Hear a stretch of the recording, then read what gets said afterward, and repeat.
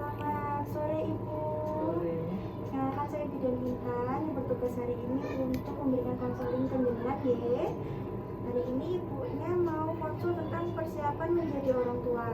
Iya. Sebelumnya saya jelaskan dulu tujuannya ya. Jadi tujuan untuk dilakukannya konseling ini agar nantinya jenengan dan suami itu bisa siap dan mantap menjadi orang tua yang hebat, agar nanti anaknya juga menjadi anak yang hebat. Ngeten nggih? Nanti prosedurnya itu saya akan berikan konseling dan ada tanya jawab juga seperti itu ya Bu. Apakah ibunya sudah siap? Menjaga privasi klien.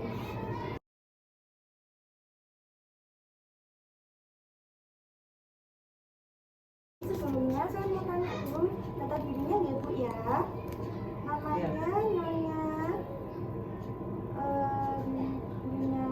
M, umurnya 21 tahun ya. Nama suami Tuan S, umurnya 22 tahun, benar. Agama Islam, sukunya Jawa, keluarga negaraannya Indonesia, golongan darahnya O dan suami A, pendidikannya PGSD yang suami hukum ya, pekerjaan guru dan suami pekerjaannya wira swasta. Benar. Status menikah baru ya, 2 bulan. Benar. Nomor teleponnya boleh diketikkan Ibu 08 58 Y 1521 Y 03 Y 68. Baik, sebelumnya saya berikan dulu leaflet ya. Ini untuk dibaca-baca nanti di rumah.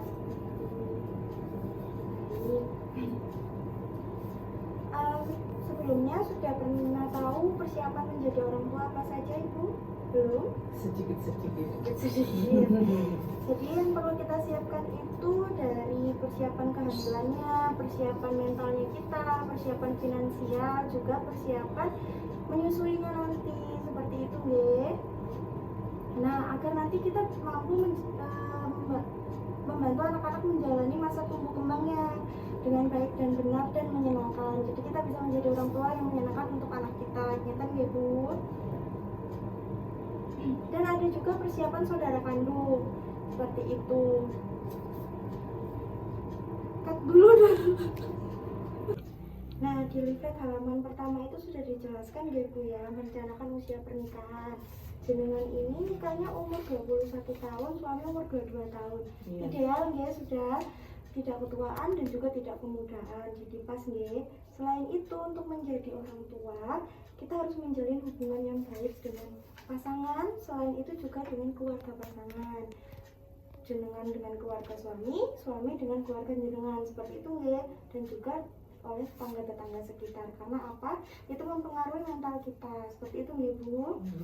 Lalu merencanakan kelahiran anak pertama. Jadi jenengan sama suami ini rencananya usia berapa akan punya anak pertama, lalu dijarak paling lama 3 tahun, 5 tahun untuk punya anak yang kedua, seperti itu ya.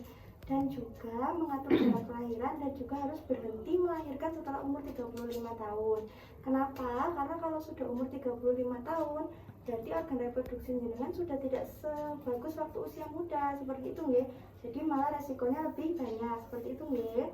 Dan juga harus siap untuk merawat dan mengasuh anak dengan memenuhi kebutuhan dasar anak, yaitu ASI, ASAH, dan ASU, seperti itu nggih.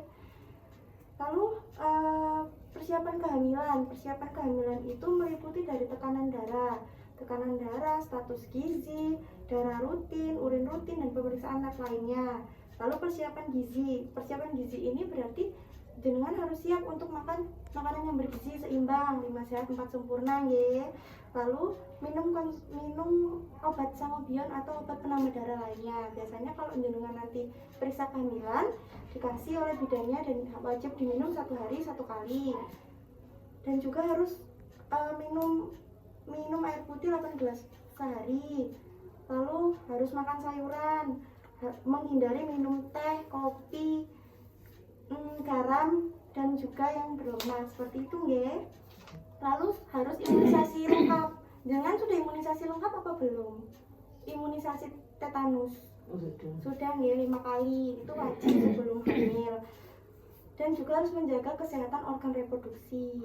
Nah, itu dengan cara seperti apa? Misalnya kalau misalnya jenengan cawi itu harus dari depan ke belakang, jangan dari belakang ke depan, harus menjaga juga gak boleh lembab seperti itu nggih. Dan juga kesehatan mental jenengan itu penting, karena kalau kita bahagia, kehamilannya bahagia, baby juga bahagia nggih, seperti itu. Ya. Lalu lalu tentang ini psikologisnya jenengan dan suami, apakah sudah siap nantinya untuk menjadi orang tua? Karena kalau kita menjadi orang tua, otomatis pola kehidupan sehari-hari kita berubah, dari pola tidur, pola kesehariannya kita pasti berubah. Itu jenengan dan suami harus siap ya. Bukan. Dan juga ada finansial. Nah, kalau finansial ini penting, ini yang paling penting karena ada biaya tak terduga, misalnya biaya kehamilan, biaya melahirkan, niatnya normal bisa jadi sesar seperti itu nggih, dan juga biaya pendidikan anak nantinya itu harus jenengan siapkan dari sekarang seperti itu nggih. Lalu setelah kehamilan maka akan ada proses nifas, yaitu proses menyusui. Nah, itu jenengan harus tahu bagaimana cara menyusui yang benar, yaitu dengan cara bayi yang ditempelkan ke dada jenengan, dan ngenyotnya bayi itu di puting jenengan harus full, di item-itemnya itu harus full semua dan nggak boleh ada bunyi ngecapnya seperti itu, berarti perlekatannya sudah benar, ngeten nggih. Dan harus memberikan ASI eksklusif sampai dengan 2 tahun. Jadi ASI eksklusifnya 6 bulan, tapi jenengan harus bisa ngasih itu sampai 2 tahun seperti itu. Kalau mau ditambah supah setelah 6 bulan nggih, ngoten. Dan juga nanti ada adaptasi saudara kandung. Nah, adaptasi saudara kandung ini antara anak pertama dan anak kedua. Jadi anak pertama ini harus dilibatkan dalam kehamilannya jenengan yang kedua nantinya, seperti itu nggih. Nanti setelah anak kedua nanti konsul lagi, nggak apa-apa, ngoten. Baik, itu saja yang sudah saya jelaskan. Ada yang kurang jelas mungkin? Ya, sementara belum dipikir dulu. Oke, berarti sudah jelas semua. Ada yang mau ditanyakan Ibu? Ada yang mau ditanyakan atau enggak? Enggak dulu. Oh, baik. Sementara sudah ya. Baik, itu saja Ibu untuk hari ini. Nanti kalau saya ada yang kurang jelas boleh tanya lagi nggih. Ibu, Ya, terima makasih kasih. ya. Iya, Makasih, Bu. sama-sama. Hati-hati ya Bu. Iya.